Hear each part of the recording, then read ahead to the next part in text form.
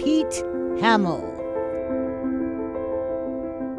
William Peter Hamill Jr. was born and raised in the Park Slope section of Brooklyn, and his love of the city never left him. Pete started in journalism at the age of 25. Over the course of nearly 40 years, Hamill worked at the New York Post, the Daily News, the Village Voice, and New York Newsday. He served briefly as editor-in-chief of the Post and later as editor-in-chief of the Daily News. In addition to his newspaper work, Hamill wrote extensive pieces for various magazines, including New York Magazine, The New Yorker, Esquire, Playboy, and Rolling Stone. The topics ranged from politics, the wars in Vietnam, Nicaragua, Lebanon, and Northern Ireland, to America's urban riots of the 1960s. Very much a Renaissance man, Hamill also wrote about boxing, baseball, art, and contemporary music, winning a Grammy Award in 1975 for the liner notes to Bob Dylan's album Blood on the Tracks. Selected pieces of his journalism were published in two books, Irrational Ravings and Piecework. In 1998, he published an extended essay on contemporary journalism titled News is a Verb, Journalism at the End of the 20th Century. Hamill published 2 volumes of collected short stories, The Invisible City, a New York sketchbook, and Tokyo Sketches, and a personal and historical portrait of Manhattan called Downtown, My Manhattan, that covered his reporting for the Daily News on the destruction of the World Trade Center on September 11, 2001. Hamill's highly respected, best-selling 1994 memoir, A Drinking Life, chronicled his journey from childhood into his 30s, his embrace of drinking, and the decision to abandon it. His best-selling novels, Snow in August, Forever, Tabloid City, and North River, are considered to be some of his finest works of fiction. Hamill received the Ernie Pyle Lifetime Achievement Award from the National Society of Newspaper Columnists in 2005. In 2010, he received an honorary Doctor of Letters degree from St. John's University and was presented with the Louis Auchincloss Prize from the Museum of the City of New York. In 2014, Hamill received the prestigious George Polk Career Award. The John H. Finley Medal is not the first honor Pete Hamill has received from City College. In 2014, he was the first recipient of the New York Media Legend Award from the Communications Alumni Group. Hamill and his longtime friend and fellow journalist Jimmy Breslin were the subjects of the Emmy Award-winning 2018 HBO documentary Breslin and Hamill, Deadline Artists. Pete Hamill passed away on August 5th of this year at the age of 85. Ladies and gentlemen, to receive this posthumous award, please welcome Pete's widow, Ms. Fukiko Aoki. My name is Fukiko Aoki. I am Pete Hamill's widow. Also, I am a writer. When Pete received a beautiful letter from the City College of New York, that was the beginning of July, and he was already pretty weak and didn't realize this was a notice for an award.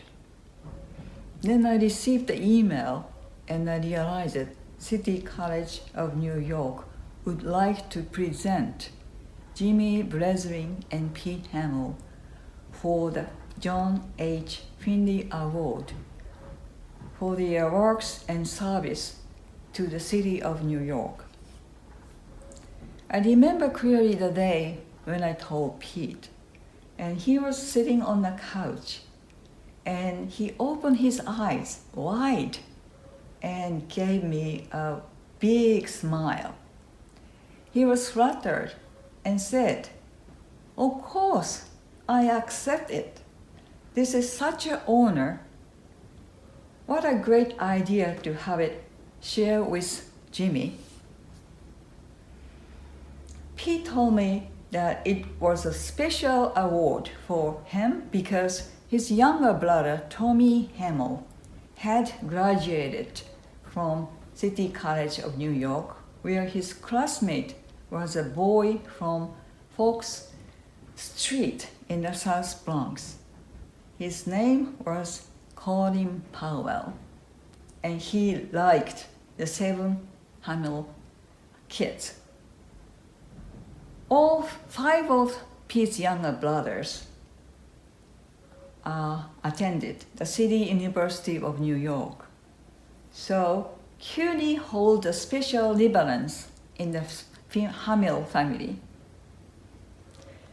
Since this past spring, like everybody else, Pete and I lived under the tremendous and frightening threat of COVID-19.